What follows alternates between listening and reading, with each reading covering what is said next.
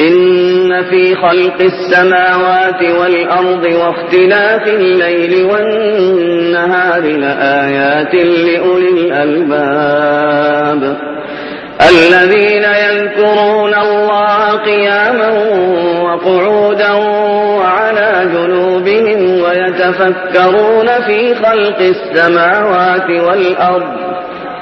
ربنا ما خلقت هذا باطلا سبحانك فقنا عذاب النار ربنا إنك من تدخل النار فقد أخزيته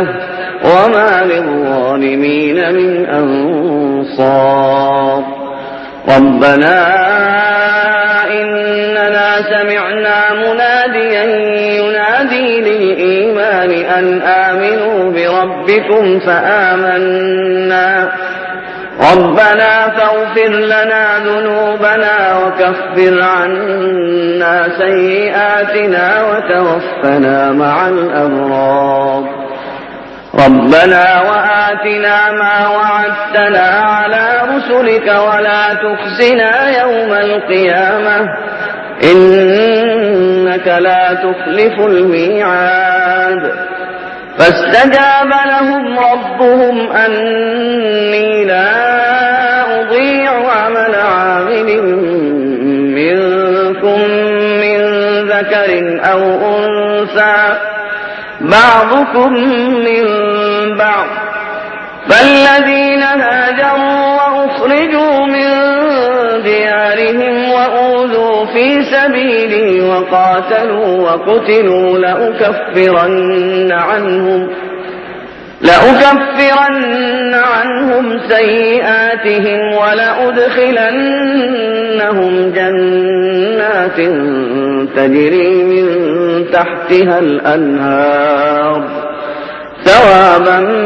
من عند الله والله عنده حسن الثواب لا يغرنك تقلب الذين كفروا في البلاد متاع قليل ثم مأواهم جهنم وبئس المهاد لكن الذين اتقوا ربهم لهم جنات تجري من تحتها الأنهار خالدين فيها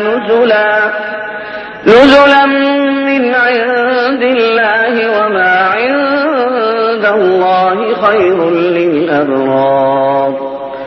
وإن من أهل الكتاب لمن يؤمن بالله وما أنزل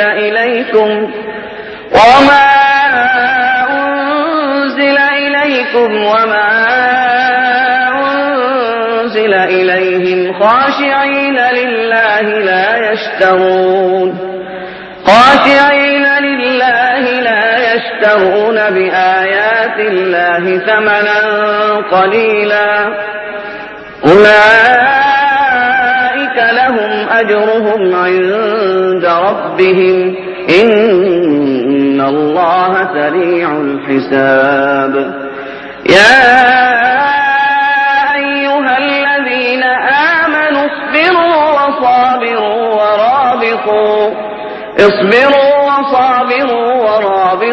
واتقوا الله لعلكم تفلحون.